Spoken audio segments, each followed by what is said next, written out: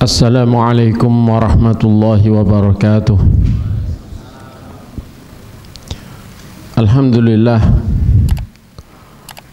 Alhamdulillahi wahdah, wassalatu wassalamu ala man la nabiyya ba'dah, wa ala alihi wa sahbihi wa man tabi'a hudah ila qiyamis sa'ah. Wa ashhadu an la ilaha illallah wahdahu la syarika lah, wa ashhadu anna sayyidana Muhammadan abduhu wa rasuluh. Qala ta'ala, ya ayyuhalladzina amanu taqullaha haqqa tuqatih wa la tamutunna illa wa antum muslimun, amma ba'd.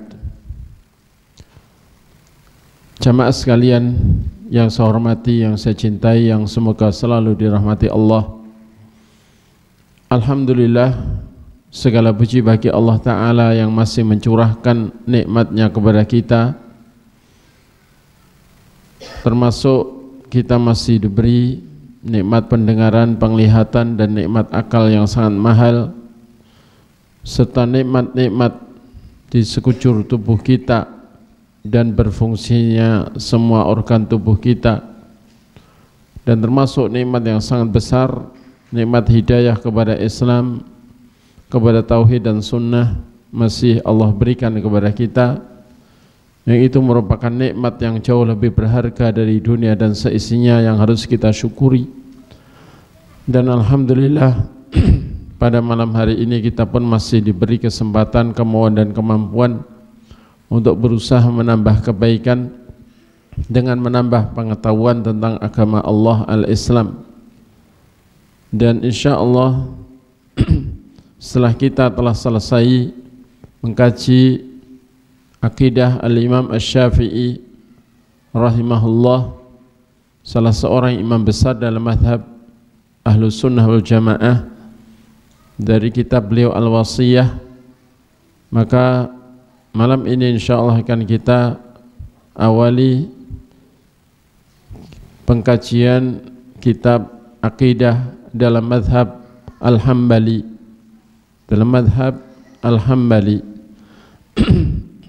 yang diabadikan oleh salah seorang imam besar dalam mazhab Hambali, yaitu Al-Imam Abu Muhammad Abdullah bin Ahmad bin Qudamah Al-Maqdisi rahimahullahu ta'ala, yang beliau itu terlahir tahun 541 Hijriah dan wafat tahun 620 Hijriah.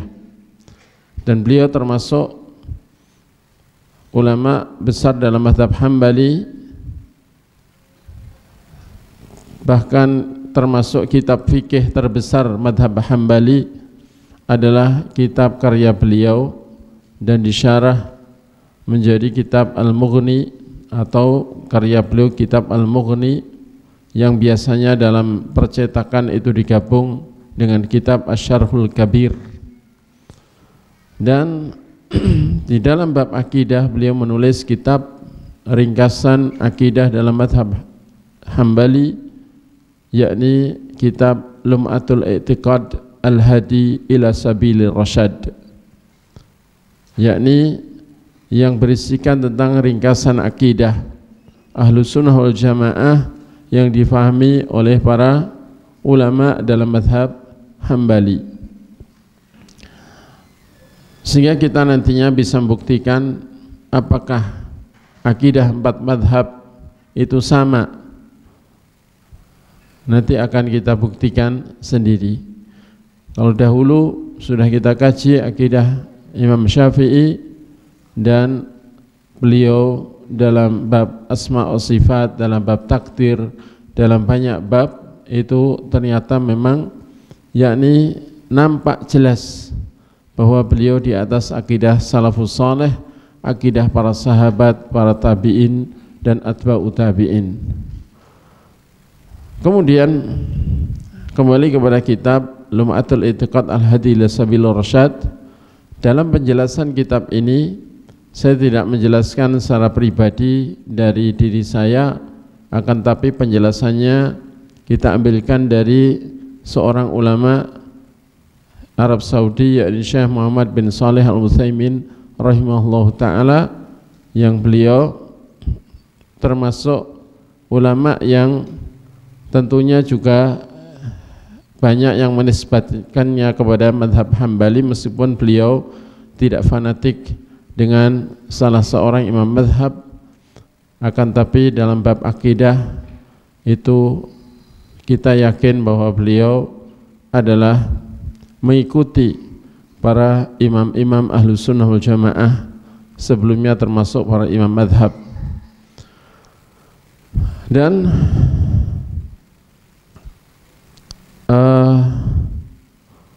beliau menyampaikan di dalam syarah kitab Lum'atul I'tiqad Al-Hadi ila Sabilir Rasyad, wa qabla ad-dukhul fi samimil kitab uhibbu an uqaddima qawaid hammah fi ma yata'allaqu bi asma'illahi wa sifatih. Sebelum masuk ke dalam isi kitab, saya ingin memaparkan beberapa kaidah penting yang berkaitan dengan nama-nama Allah dan sifat-sifatnya. Dan hal itu karena di awal muqaddimah kitab Lum'atul I'tiqad yang disusun oleh Imam Ibnu Qudamah itu, dalam muqaddimah sudah menyebutkan beberapa nama Allah dan sifat-sifatnya. Maka supaya kita bisa memahami hal ini, maka kita dikasih penjelasan dulu tentang kaidah menurut Ahlus Sunnah wal Jamaah, atau kaidah yang diambil dari banyak kitab akidah Ahlus Sunnah berkaitan dengan bab asma dan sifat, nama-nama Allah dan sifat-sifatnya. Al-qaidatul ula, kaidah yang pertama, fil wajib nahwa nususil kitab was sunnah fi asma'illahi wa sifatih. Apa kewajiban kita terhadap dalil-dalil Quran dan sunnah yang mencantumkan nama-nama Allah dan sifat-sifatnya? Apa kewajiban kita terhadap dalil-dalil Al-Quran maupun As-Sunnah yang sahihah, hadis-hadis yang sahih yang mencantumkan nama-nama Allah dan sifat-sifatnya? Dijelaskan oleh beliau, al-wajibu fi nususil kitabi was sunnah ibqa'u dilalatiha ala dhahiriha min ghairi taqyirin, bahwa yang wajib atas kita di dalam mensikapi dalil-dalil Quran dan sunnah yang menyebutkan nama-nama Allah dan sifat-sifatnya adalah ibqa'u dilalatiha atau dalalatiha ala dhahiriha, membiarkan atau menetapkan penunjukan dalil itu secara dohirnya. Jadi dalil itu kita imani secara dohirnya, tanpa merubah-rubah, min ghairi taghyir, baik merubah lafadznya dalil itu ataupun merubah maknanya. Jadi tanpa merubah lafadz atau yang disebut tahrif, dan tanpa merubah makna yang disebut takwil. Jadi tanpa merubah lafadz alias tahrif, tanpa takwil, merubah makna. Kenapa kok enggak boleh merubah-rubah?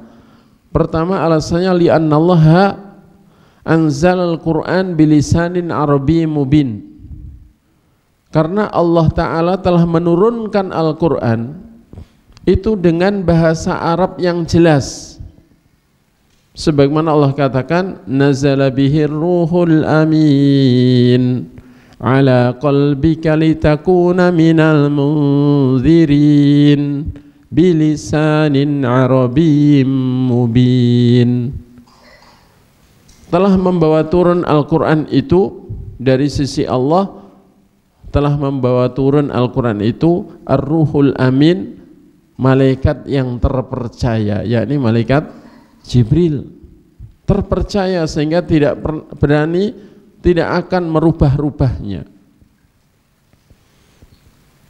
Dan dia membawa turun Al-Quran itu ala qalbika, kepada hatimu Muhammad, litakuna minal munzirin, agar kamu menjadi golongan orang yang memberi peringatan dengan Al-Quran itu.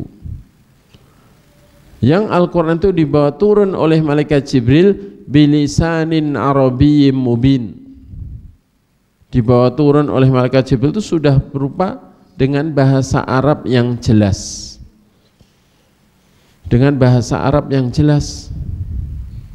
Sehingga ketika Allah Ta'ala ingin memperkenalkan dirinya supaya dikenali oleh hambanya dengan cara menyebutkan nama-namanya, di antara nama-namanya dan sifat-sifatnya, maka sudah dengan bahasa Arab yang jelas, sehingga tidak mungkin pakai kiasan-kiasan. Maksudnya nama ini adalah ternyata maksudnya lain, maksudnya sifat ini adalah ternyata enggak seperti yang tersurat, tapi maknanya lain, perlu orang-orang tertentu yang mengira-ngira ini maksudnya apa. Enggak gitu. Namanya bahasa Arab yang jelas, ya sudah, apa yang dikatakan itulah yang dimaksud. Kemudian yang kedua, wan nabiyyu sallallahu alaihi wasallam yatakallamu bil lisanil arabi, bahwa Nabi kita Muhammad sallallahu alaihi wasallam itu juga berbicara dengan bahasa Arab. Beliau berbicara dengan bahasa Arab, dan beliau tidak pernah belajar baca tulis, dan beliau tidak belajar istilahnya ilmu filsafat atau ilmu apa, ilmu kalam, agar pandai membuat kiasan-kiasan bahwa kalau kata-kata itu demikian maksudnya adalah demikian. Misalnya sifat rahmah itu maksudnya iradah, tidak boleh diartikan kasih sayang. Mahabbah itu tidak boleh diartikan cinta, tapi artinya adalah iradatul khair, menghendaki kebaikan. Nabi nggak pernah belajar yang begitu. Beliau itu buta huruf, menyampaikan apa adanya sesuai yang diwahyukan kepada beliau. Sehingga kita harus mengimani apa adanya yang dikatakan Allah dan Rasulnya tanpa merubah lafadznya maupun maknanya, karena lafadznya dan maknanya itu sudah dengan bahasa Arab yang jelas, sehingga tinggal diartikan saja. Yang penting kalau itu menyangkut nama dan sifat Allah, tidak boleh kita serupakan dengan yang ada pada makhluk. Selesai. Kasih sayangnya Allah tidak serupa dengan kasih sayang makhluk. Pendengaran Allah tidak serupa dengan pendengaran makhluk. Penglihatan Allah tidak serupa dengan penglihatan makhluk. Selesai. Wajah Allah tidak serupa dengan wajah makhluk. Intinya semua yang ditetapkan oleh Allah dan Rasulnya berupa nama-nama Allah dan sifat-sifatnya, kita imani apa adanya tanpa kita rubah-rubah, baik merubah lafadznya ataupun maknanya. Ini maksud ini, dan ini kewajiban, dan ini adab dan akhlak kepada Allah. Kemudian alasan ketiga,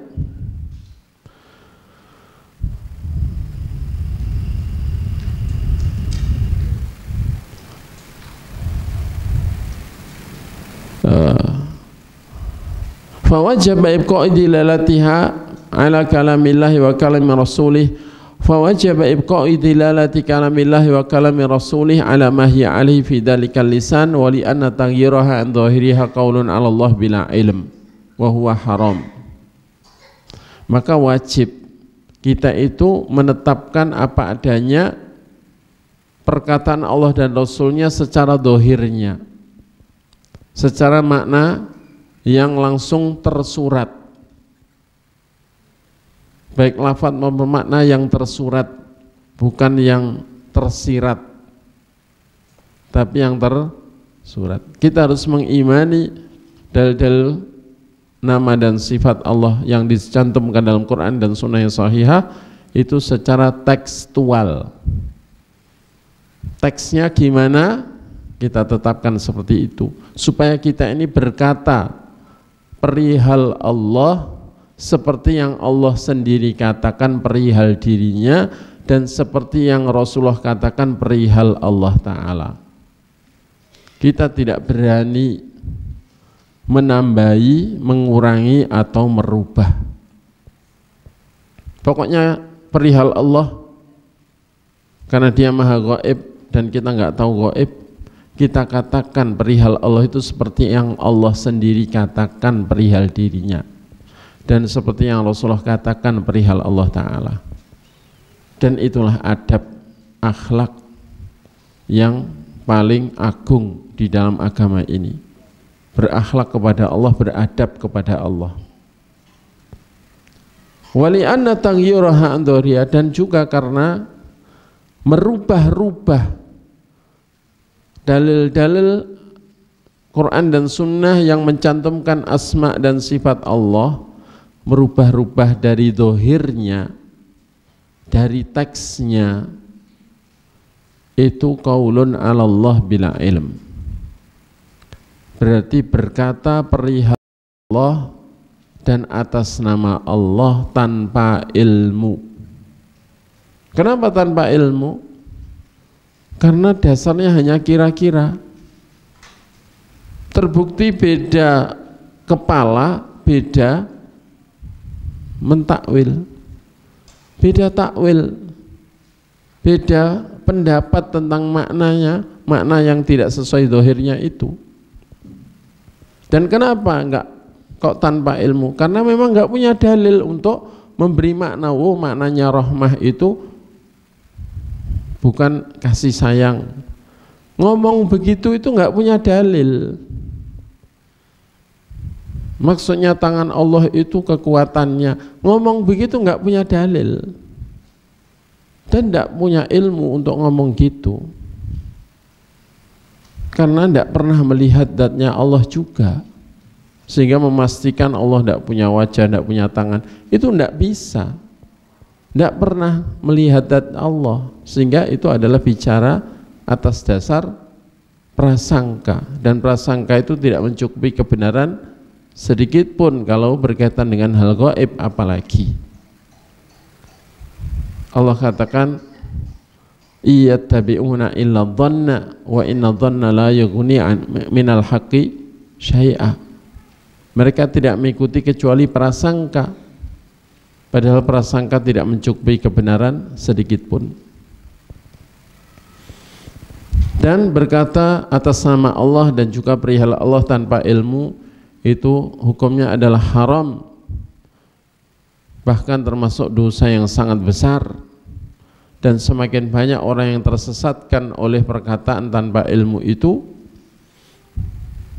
maka semakin besar dosa orang yang mengatakannya, karena akan dapat transferan dosa terus dari orang-orang yang dia sesatkan dengan pendapatnya yang sesat.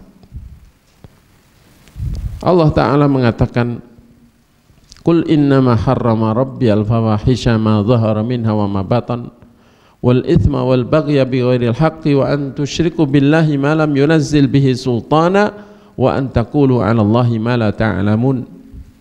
Katakan ya Muhammad, sesungguhnya yang diharamkan oleh Tuhanku hanyalah ucapan dan perbuatan yang keji, dan baik yang nampak ataupun yang tidak nampak, dan juga segala dosa, dan juga perbuatan melampaui batas tanpa hak,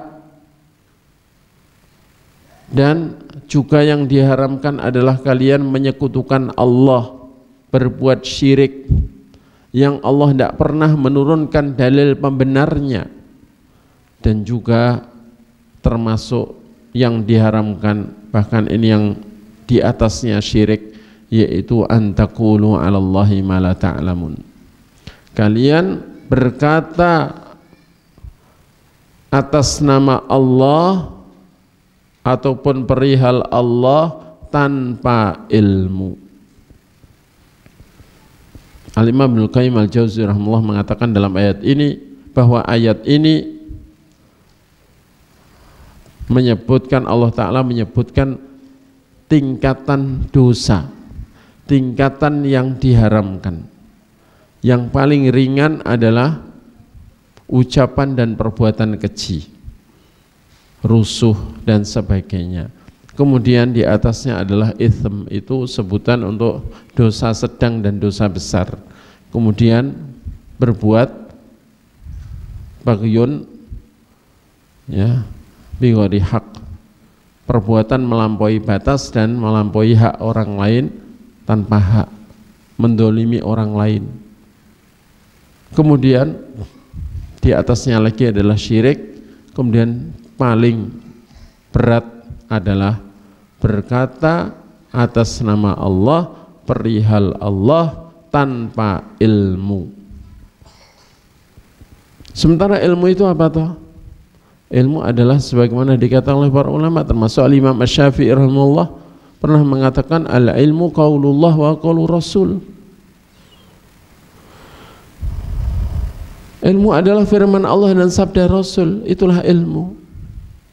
Apa yang diberitahukan oleh Allah dan Rasul itulah ilmu yang mutlak benarnya. Dan juga beliau mengatakan al-ilmu ma qila fihi haddatsana wa ma siwa dzalika fa wasawisu syayatini. Kata Imam Syafi'i, ilmu itu yang jelas riwayatnya, yang di situ ada sanadnya, haddatsana, yang jelas sanadnya, itulah ilmu. Yakni ada riwayatnya dari Rasulullah sallallahu alaihi wasallam. Adapun selain itu maka hanya waswas dari para syaitan saja. Nah, ketika Allah dan Rasulnya menetapkan suatu nama atau sifat bagi Allah, kemudian akal seseorang mengatakan Allah tidak punya nama itu, tidak punya sifat itu, maka ini jelas berkata tanpa ilmu, karena bertentangan dengan ilmu, bertentangan dengan kalam Allah dan kalam Rasul. Allah ataupun Rasulnya menetapkan suatu sifat, misalnya sifat marah. Allah katakan wa ghadiballahu alaihim, Allah marah kepada mereka. Nabi juga menyebutkan bahwa Allah marah kepada orang-orang Yahudi. Nah terus ada orang yang dengan akalnya mengatakan tidak mungkin Allah punya sifat marah, karena sifat marah itu jelek atau mengandung unsur jelek, sementara Allah itu tidak punya sifat jelek. Ini adalah orang yang tidak punya adab kepada Allah. Mestinya dia katakan iya, Allah memang punya sifat marah berdasarkan ayat ini, berdasarkan hadis ini. Malam yadullah ghadiba alaih, barang siapa tidak mau doa kepada Allah, tidak mau ibadah kepada Allah, maka Allah marah padanya. Hadis ini sahih. Kita harus mengimani Allah memang punya sifat marah, tapi kemarahan Allah tidak serupa dengan marahnya makhluk. Kalau marahnya makhluk itu ada jeleknya, kalau marahnya Allah tidak ada jeleknya. Selesai kan? Harusnya begitu, sehingga tidak mengingkari satupun ayat ataupun hadis yang sahih. Harusnya isbat bila tasbih, menetapkan tanpa menyerupakan, selesai. Tanzih bila ta'til, memahasucikan Allah dari segala keburukan, dari segala sifat buruk, tapi tanpa dengan menolak sifat-sifat Allah yang telah Allah beritakan dan Rasulullah beritakan. Selesai. Terus ketika kita mengimani bahwa Allah itu punya sifat marah, punya sifat cinta, karena Allah mengatakan yuhibbul mu'minin, mencintai orang beriman, yuhibbul ladzina taqaw wal ladzina muhsinun, mencintai orang-orang yang bertakwa dan orang yang selalu berbuat baik. Allah punya kasih sayang, sifat kasih sayang, Allah punya sifat mencintai, Allah punya sifat marah. Marah kita dituduh musyabbihah, menyerupakan Allah dengan makhluk. Padahal justru yang menolak sifat-sifat itulah yang menyerupakan Allah dengan makhluk. Kenapa? Karena mereka syabbahu awalan wa attalu salian wa syabbahu salisan. Mereka itu pertama menyerupakan dulu, setelah menyerupakan menolak, setelah menolak menyerupakan lagi. Mereka menyerupakan dulu kasih sayang Allah dengan kasih sayang makhluk, kecintaan Allah dengan kecintaan makhluk, kemarahan Allah dengan kemarahan makhluk. Mereka serupakan dulu, kemudian setelah itu mereka ingkari dengan alasan merubah maknanya, walau enggak berani merubah lafadznya. Dan setelah mengingkari kemudian mengganti maknanya, marah itu diganti iradatul intiqam. Kalau mahabbah cinta itu diganti iradatul in'am, kasih sayang juga iradatul in'am, berkehendak memberi nikmat. Kemudian setelah itu mereka menyerupakan lagi, yakni menyerupakan dengan makhluk-makhluk yang enggak punya sifat itu. Apakah gunung punya sifat cinta atau kasih sayang? Sebagian gunung punya. Gunung Uhud adalah gunung yang mencintai Rasulullah. Ya. Tapi banyak gunung yang enggak punya sifat itu. Batu atau meja ini atau meja yang lain enggak punya sifat cinta, enggak punya sifat kasih sayang, ya kan? Enggak punya sifat marah. Nah, mereka menyangka kalau sudah menolak banyak sekali sifat-sifat Allah, merasa sudah tidak menyerupakan Allah dengan makhluk, padahal menyerupakan juga, menyerupakan. Nah,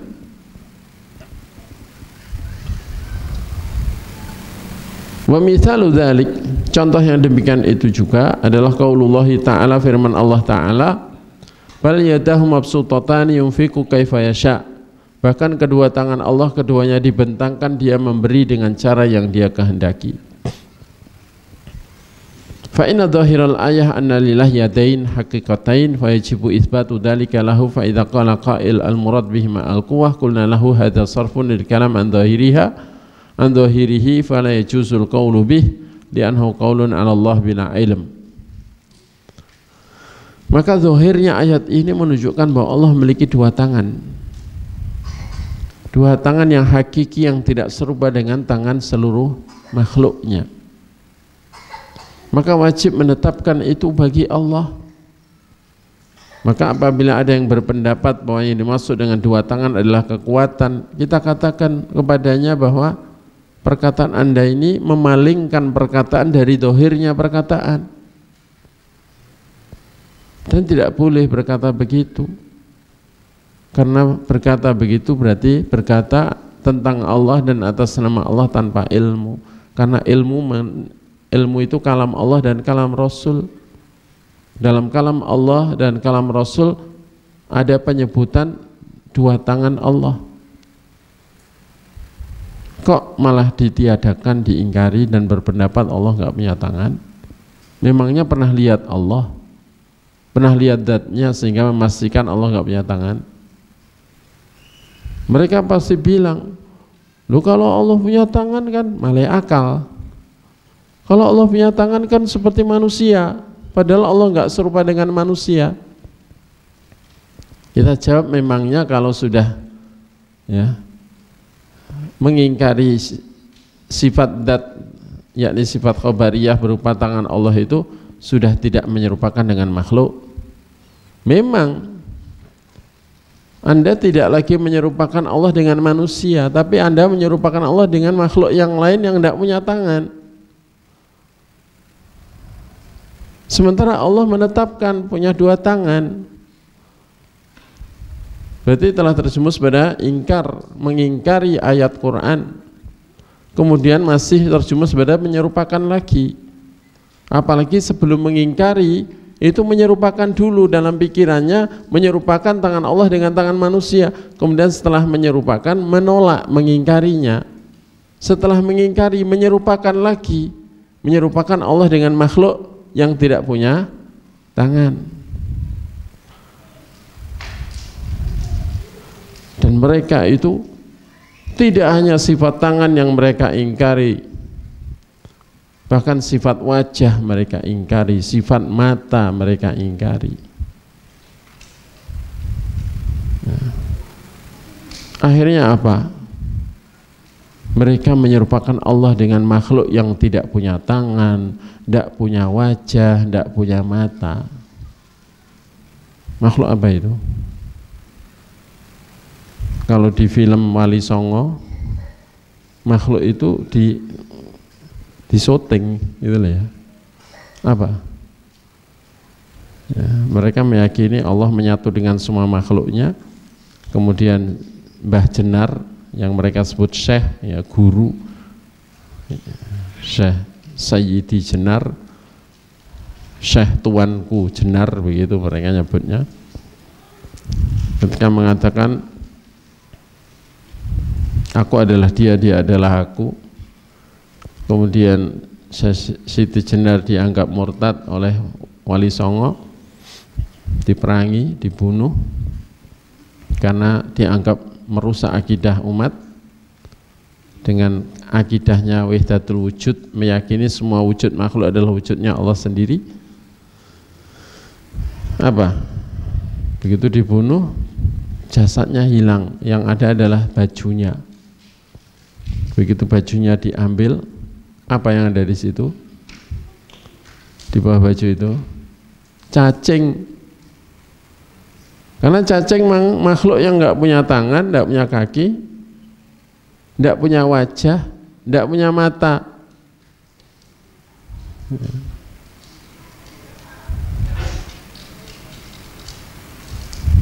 Jadi karena itu para ulama Ahlussunnah menyatakan kullu mu'attil musyabbih. Setiap orang yang menolak sifat-sifat Allah, hakikatnya dia adalah orang yang menyerupakan Allah dengan makhluknya. Kenapa? Karena itu tadi, pertama mereka menyerupakan dulu, menggambarkan tangan Allah seperti tangan manusia, wajah Allah seperti wajah manusia dan sebagainya, diserupakan dulu. Cintanya Allah seperti cintanya manusia, yang mencintai itu cenderung kepengaruh dengan yang dicintai, sehingga itu mengandung kelemahan. Kasih sayang itu juga begitu, sifat yang lemah, yang Allah tidak punya kelemahan. Nah, setelah itu, setelah mereka serupakan dengan sifat-sifat makhluk, sifat-sifat Allah yang Allah kabarkan dalam kitabnya atau yang dihabarkan Rasulullah dalam hadisnya, mereka serupakan dulu, mereka maknai dengan makna makhluk, makna sifat yang ada pada makhluk, sehingga mereka menyerupakan dulu dengan sifat makhluk. Setelah itu mereka mengingkarinya, menolaknya, dan mengatakan ayat-ayat dan hadis-hadis ini harus dirubah maknanya, harus ditakwil, istilah mereka, tidak boleh diartikan apa adanya. Itu demi mereka bisa mengingkari maknanya, mengingkari sifat-sifat itu. Kemudian setelah itu mereka nggak sadar telah menyerupakan Allah dengan makhluk yang tidak punya sifat-sifat tersebut. Makhluk yang punya tangan juga banyak loh, nggak cuma cacing, ular juga, belut, ikan, nggak punya tangan.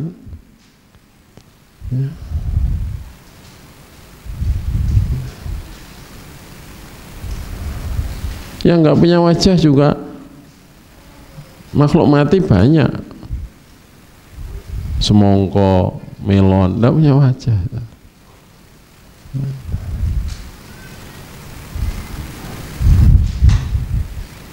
Bahkan di antara mereka ada yang kebablasan sampai menyerupakan Allah seperti yang tidak ada, seperti makhluk yang memang tidak ada. Bukan makhluk berarti, memang makdum, Kalau makhluk itu kan pasti ada, karena makhluk artinya sesuatu yang dicipta. Mengatakan Allah tidak di atas, tidak di bawah, tidak di kanan, tidak di kiri, tidak di depan, tidak di belakang, tidak di dalam alam, tidak di luar alam. Apa itu? Yang sifatnya seperti itu apa? Sesuatu yang enggak ada. Sesuatu yang enggak ada. Akhirnya ya itu kan sebenarnya retorika, bahasa retorika mereka untuk menutupi ketidaktahuan mereka perihal Allah. Mereka mau ngomong pokoknya saya nggak tahu Allah itu di mana, nama apa sifatnya itu apa saja. Mau ngomong gitu malu, akhirnya mengatakan dengan mantapnya, pokoknya Allah itu tidak di atas, tidak di bawah, tidak di depan, tidak di belakang, tidak di kanan, tidak di kiri, tidak di dalam alam, tidak di luar alam. Berarti intinya seperti tidak ada.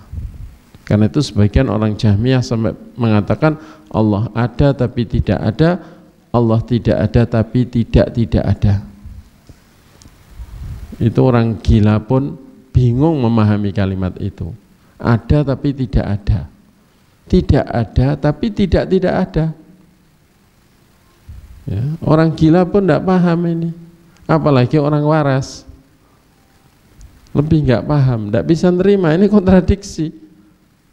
Di saat yang sama ada tapi tidak ada.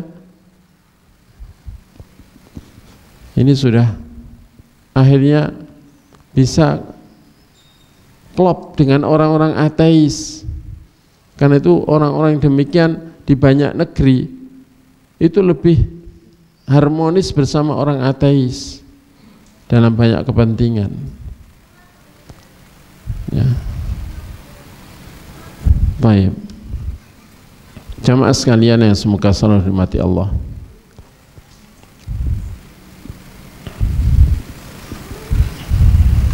Kaidah yang kedua, kaidah tentang nama-nama Allah Ta'ala.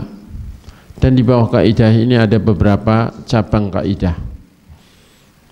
Al-far'u awal, cabang yang pertama, asma'ullah kulluha husna, ay baligha fil husni ghayatuh, balighatun fil husni ghayatahu. Nama-nama Allah itu semuanya terbaik, yakni dalam kebaikan itu mencapai puncaknya kebaikan, tidak ada lagi yang di atasnya. Kenapa? Li'anhal mutadamminah li sifati kamilah, li sifatin kamilah la naqsa fiha biwajhin minal wujuh. Karena sifat-sifat Allah, karena nama-nama Allah itu mengandung makna yang menunjukkan sifat-sifatnya, dan sifat-sifatnya itu semuanya sifat kesempurnaan, tidak ada satupun cacatnya dari segala sisinya, tidak ada kekurangannya walau dalam satu sisi dari segala sisinya. Dan nama seperti itu hanya hak Allah, hanya milik Allah. Karena itu Allah mengatakan dalam surah Al-A'raf 180, walillahil asma'ul husna, dan hanya milik Allah al-asma'ul husna, nama-nama terbaik. Hanya milik Allah nama-nama terbaik.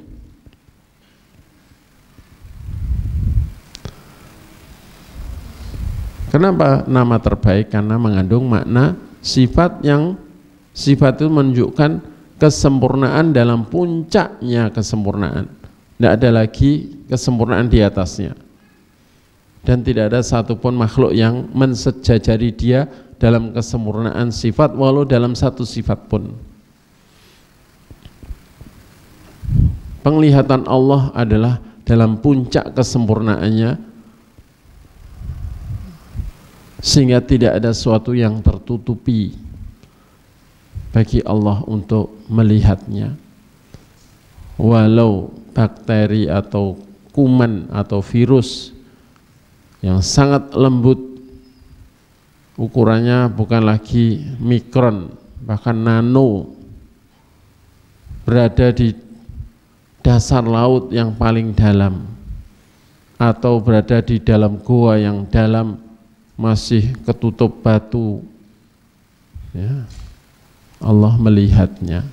Pokoknya nggak ada yang terlewatkan dari penglihatan Allah, ya.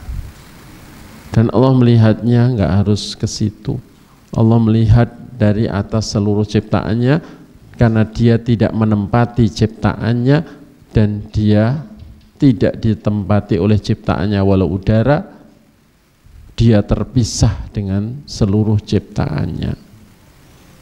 Tapi Allah melihat semuanya, penglihatan Allah menyertai semuanya, ilmu pengetahuan Allah menyertai semuanya, meliputi semuanya, pendengaran Allah menjangkau semuanya. Jeritan semut yang kecil yang misalnya ke sapu atau gimana, dia menjerit sambil bertasbih misalnya, Allah mendengar semuanya. Semut yang dianiaya oleh manusia berdoa dengan bahasa lirihnya kepada Allah, Allah mendengar. Dan kalau Allah berkehendak memperdengarkan perkataan semut kepada orang yang Allah kehendaki, contohnya pernah terjadi kepada Nabi Sulaiman, Allah kuasa.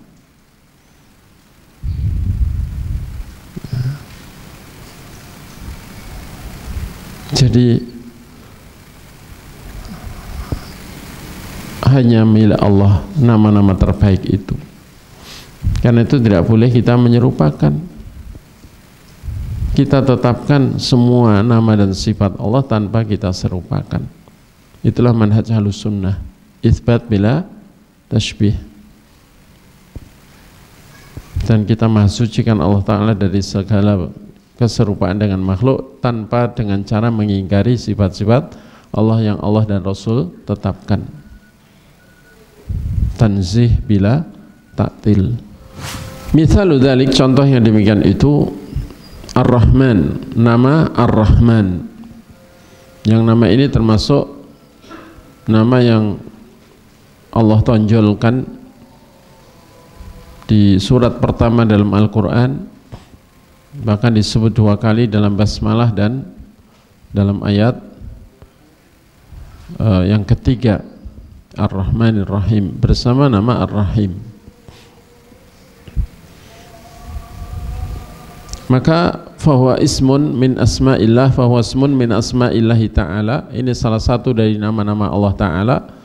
Dalun ala sifatin azimah ya rahmatul wasi'ah, yang menunjukkan sifat yang sangat agung berupa sifat ar-rahmah. Sifat ar-rahmah yang maha luas, yang sangat luas. Bahkan Allah mengatakan wa rahmati wasi'at kulla syai' wa sa'aktubuha lilladina yattaqun. Dan rahmatku itu mencakup segala sesuatu, dan akan kutetapkan rahmat, yakni yang istimewa untuk orang-orang yang bertakwa.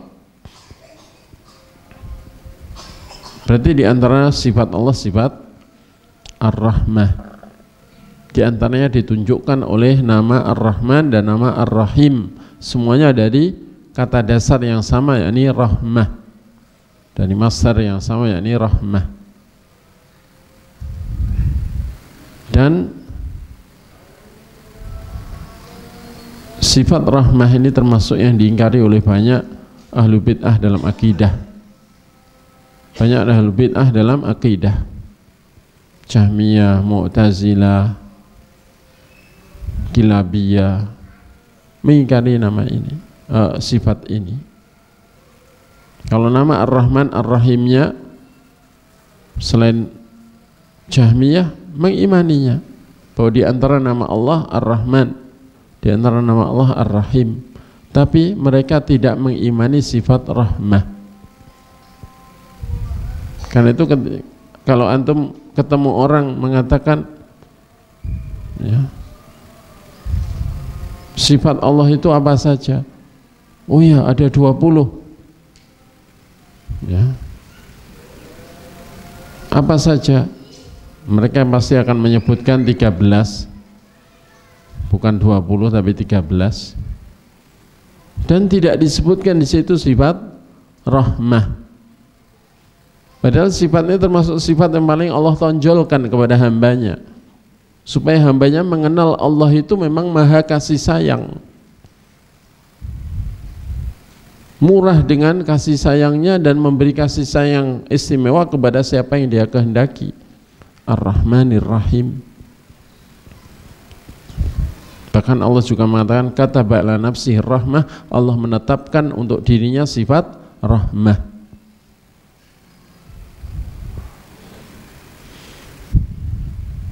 Meskipun sebagian mereka yang fanatik dengan akidah itu ketika kebentur kalimat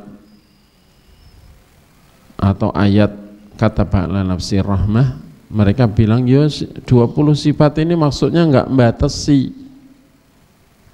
Di satu sisi dia fanatik, sisi lain dia tidak paham dengan akidah yang dipegangnya dan kaidah dalam akidah mereka. Ya. Karena mereka itu menganggap rahmah kasih sayang itu kan berarti setelah ada yang disayangi dan setiap dan masih terus akan muncul kasih sayang itu, sementara mereka kena kaidah dalam akidah mereka hululul hawadits mumtani'un 'ala Allah, terjadinya sesuatu yang baru itu terlarang bagi Allah. Jadi mereka tidak memperbolehkan Allah itu menyayangi fulan, terus nanti ketika ada lagi manusia yang terlahir dia jadi orang soleh, Allah menyayangi pula. Berarti akan terus terjadi hal-hal baru pada sifat Allah. Itu menurut mereka terlarang, sebagaimana dicantumkan oleh Ar-Razi dalam Qanun Al-Qanun, aturan dalam akidah mereka.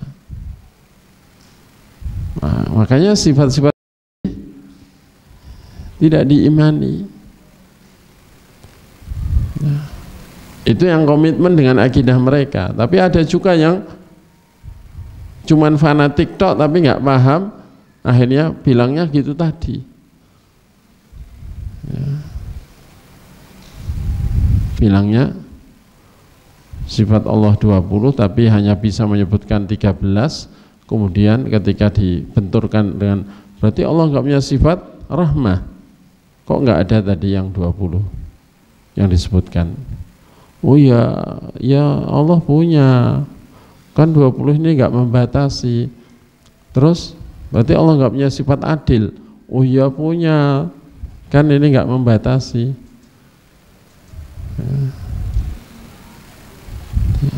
Berarti Allah nggak punya sifat izzah, keperkasaan. Oh ya punya, kan ini nggak membatasi. Terus apa gunanya mengatakan sifat Allah 20? Ini karena bingungnya, hati kecilnya, nuraninya sebenarnya nggak ingin mengingkari apa yang Allah dan Rasul beritakan, tapi karena fanatismenya itu menjadikan mereka ya menetapkan sifat Allah hanya sebagian sifat, tapi mengingkari sebagian yang lain, atau tidak menetapkan sebagian yang lain. Tapi sebenarnya kalau mereka komitmen dengan akidah mereka, tentu mereka akan menetapkan kalau Maturidiyah itu hanya 6 sifat: wujud, qidam, baqa, mukhalafatul hawadits, qiyamu bi nafsi, wahdaniyah. Kalau Asy'ariyah ya hanya 7 sifat: qudrah, iradah, ilmun, hayah, sama, basar, kalam, tok. Yes. Yang lain dirubah makna.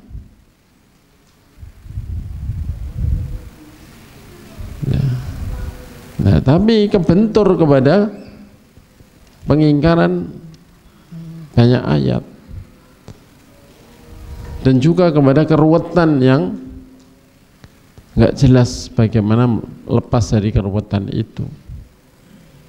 Seperti kalau dua tangan diartikan kekuatan, berarti ada dua kekuatan. Dua kekuatan itu satu apa? Jadi bingung. Allah punya dua kekuatan. Ya. Kalau diartikan kekuasaan berarti punya dua kekuasaan. Dan sebagainya, akhirnya terjemus pada berkata tanpa ilmu. Dan masih banyak lagi. Karena itu rata-rata tokoh-tokoh mereka termasuk pencetus akidah Asy'ariyah, Al-Imam Abul Hasan Al-Asy'ari itu akhirnya bertaubat dari akidahnya itu. Bertobat meninggalkan akidah itu. Tapi kadung menyebar kemana-mana pendapat beliau yang setelah meninggalkan Mu'tazilah, kemudian ditanya kalau Mu'tazilah salah, itu yang benar akidah itu gimana, sifat-sifat Allah itu apa saja, dia menyebutkan apa yang ditetapkan oleh Kulabiyah atau Kilabiyah. Ya.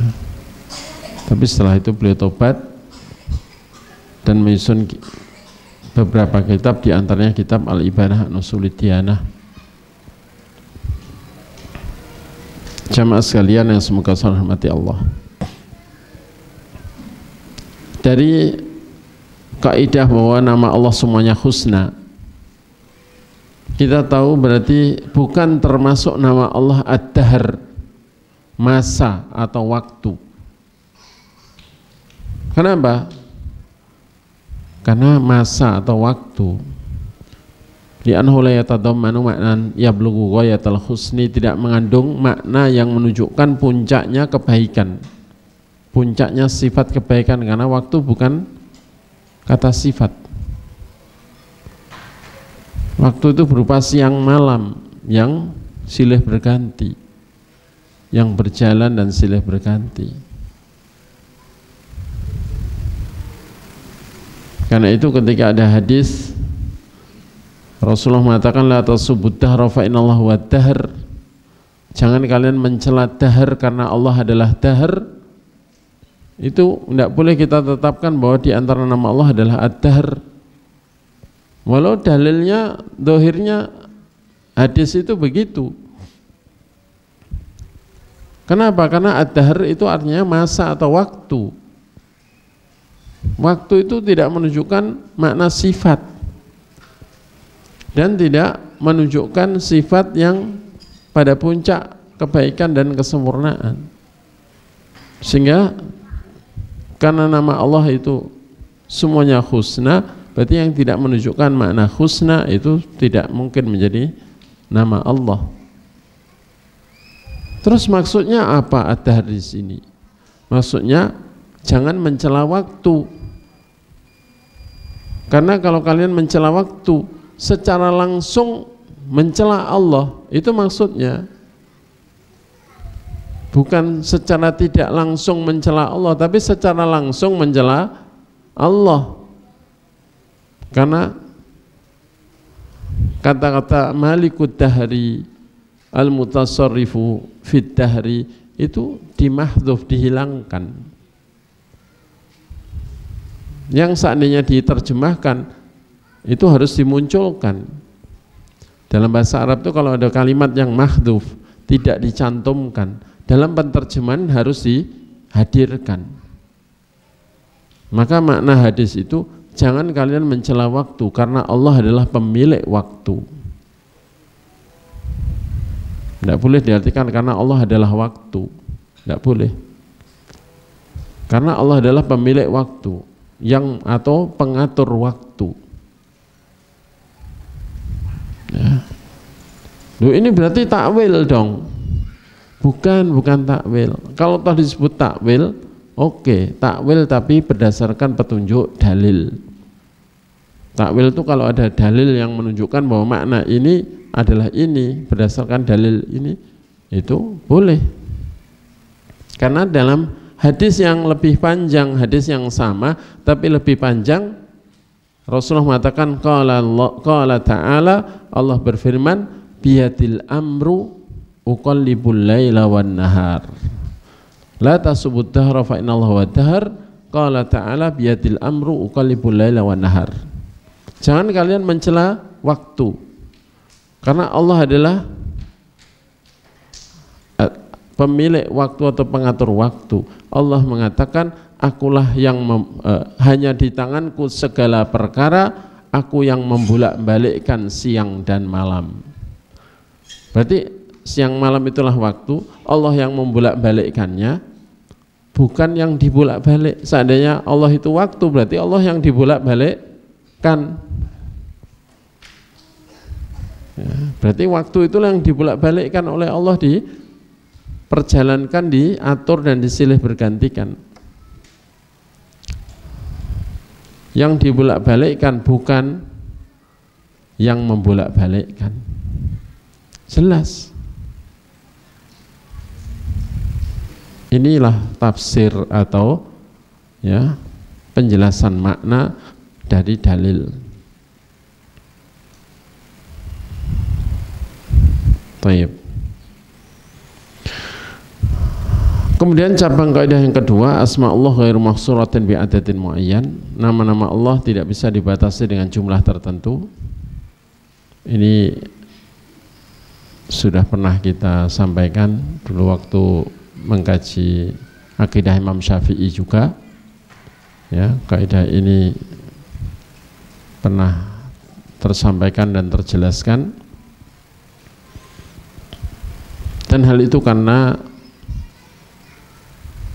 Rasulullah SAW dalam doanya yang masyhur yang beliau ajarkan, doa untuk menghilangkan kesedihan, kegundahan.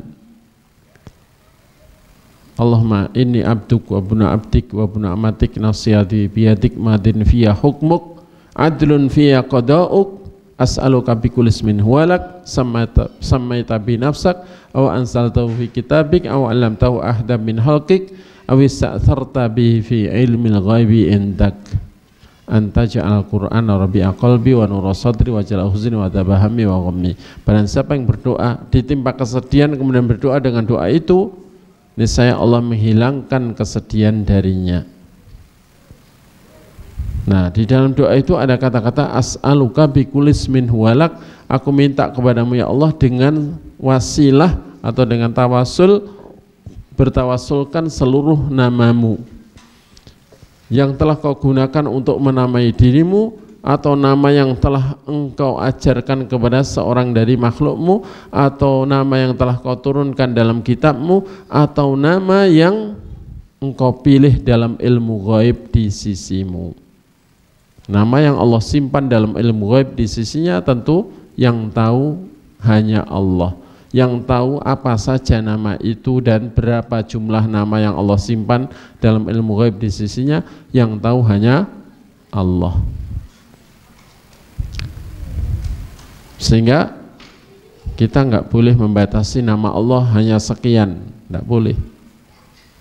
Meskipun rata-rata umat Islam yang awam kalau ditanya, awam tapi nyantri gitu ya, ditanya berapa nama-nama Allah, rata-rata sebutan jawabannya berapa? 99. Padahal nama-nama Allah yang diberitakan dalam Quran dan Sunnah kalau dikumpulkan semuanya lebih dari itu. Maksudnya kalau nama-nama murakkabah seperti Badi'us Samawati wal Ard, Alimul Ghaibi wasyahadah, kemudian juga Alimum bidatis sudur, Sari'ul Hisab, Syadidul Iqab, ya, Ghafirud Dambi, Qabilut Taubi, Syadidul Iqabi di Tauli, itu lebih dari 100, lebih dari 100. Cuman cukup bagi kita kalau ingin masuk surga itu menghafal dan menjaga hak Allah sesuai yang telah ditunjukkan oleh 99 nama.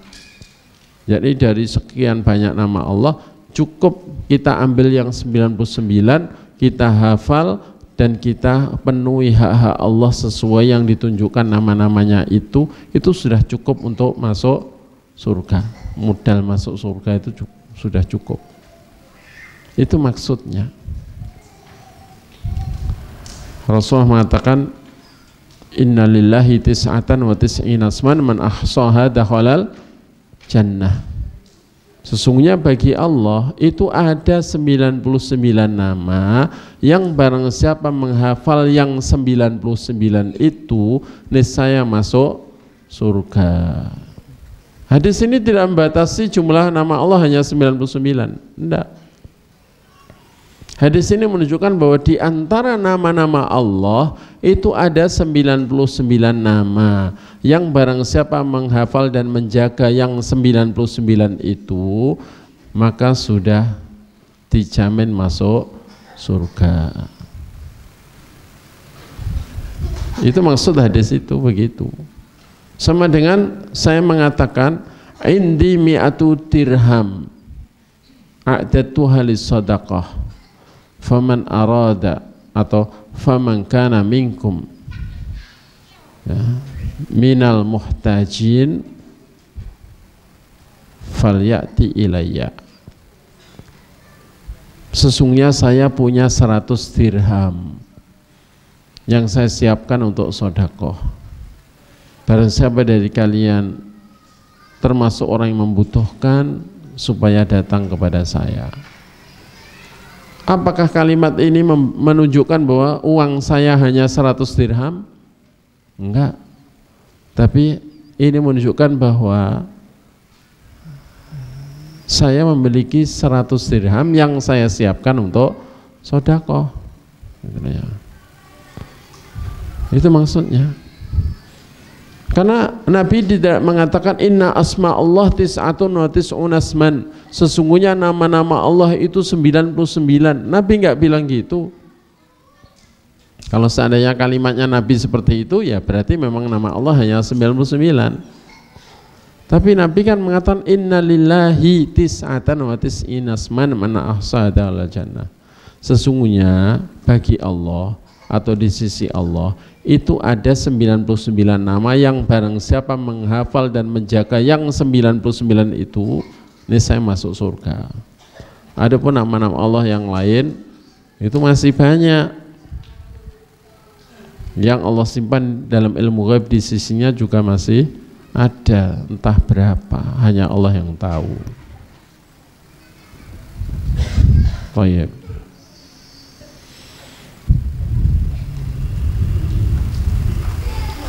Kemudian yang ketiga, asma Allah la tusbatu bil aqli wa innama tusbatu bis syara'. Nama-nama Allah itu ditetapkan berdasarkan syariat, tidak ditetapkan berdasarkan akal. Ya. Dan ini kaidah yang bertentangan dengan Mu'tazilah, bahkan termasuk Asy'ariyah.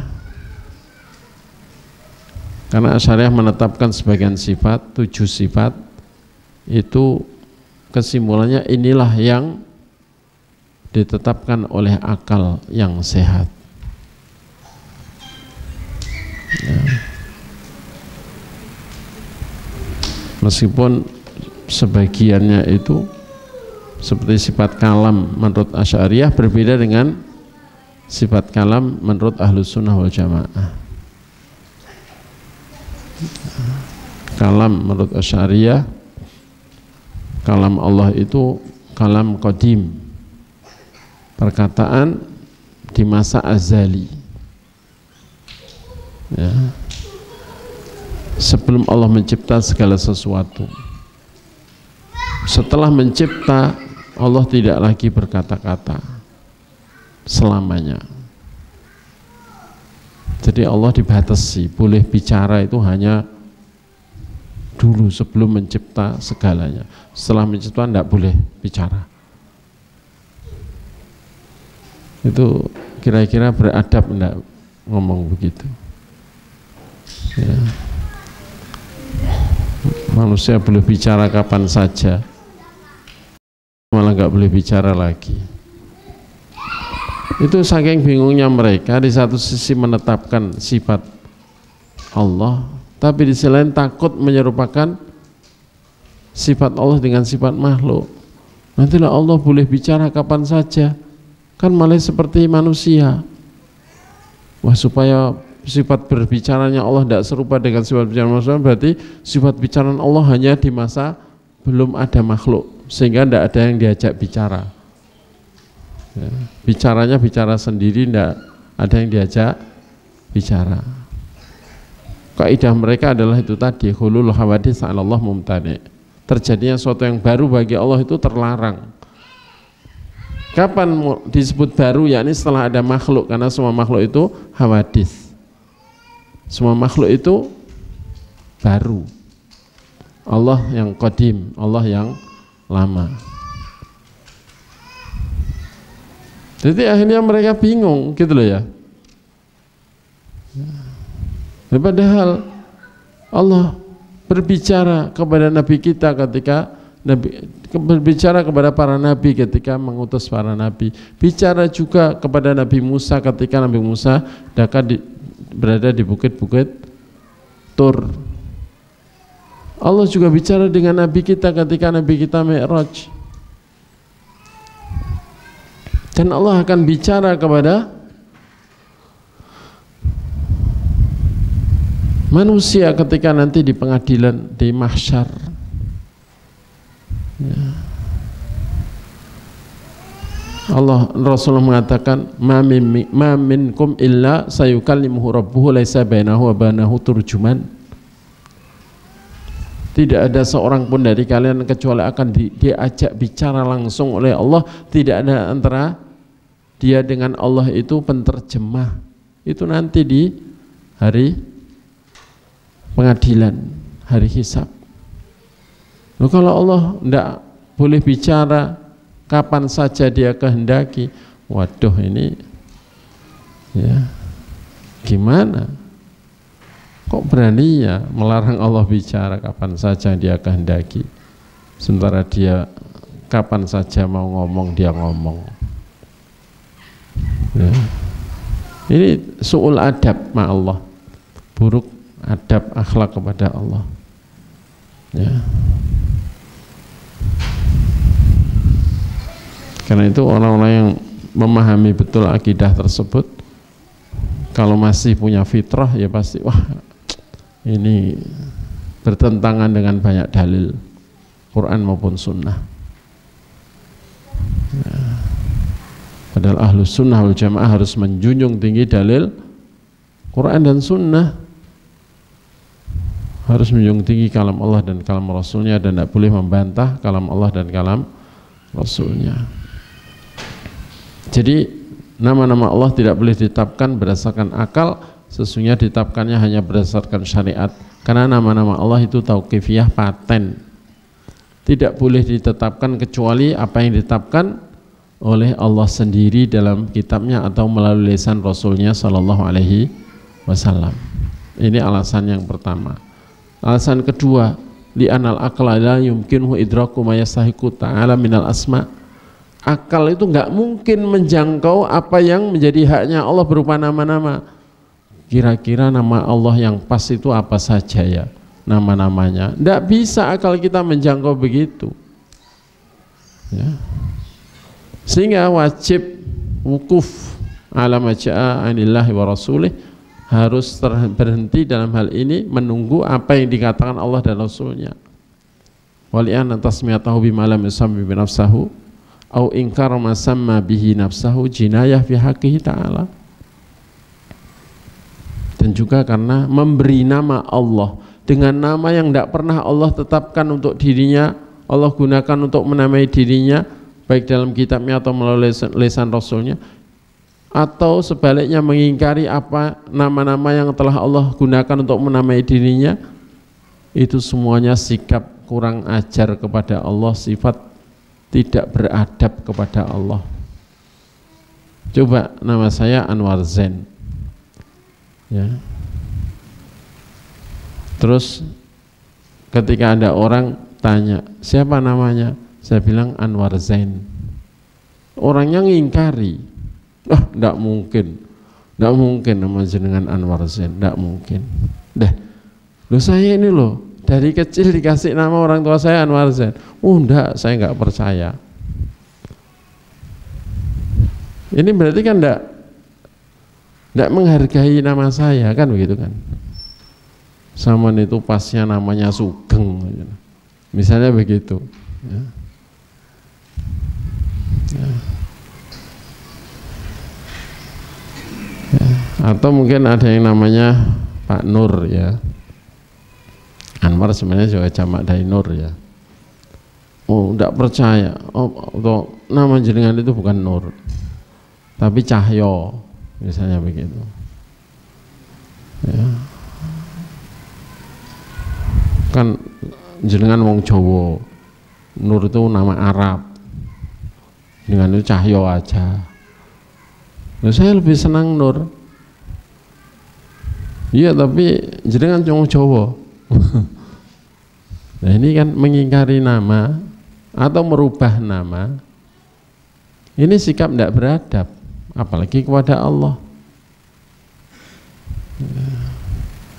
Atau ngasih nama Allah, ngasih nama orang aja yang itu bukan namanya, itu tidak beradab gitu lah. Nah, Allah Ta'ala terus untuk main-main begitu. Nama yang dia beritakan atau sifat yang diberitakan kadang diingkari atau dirubah, malah dia dikasih nama atau sifat yang tidak pernah Allah dan Rasul tetapkan untuk Allah.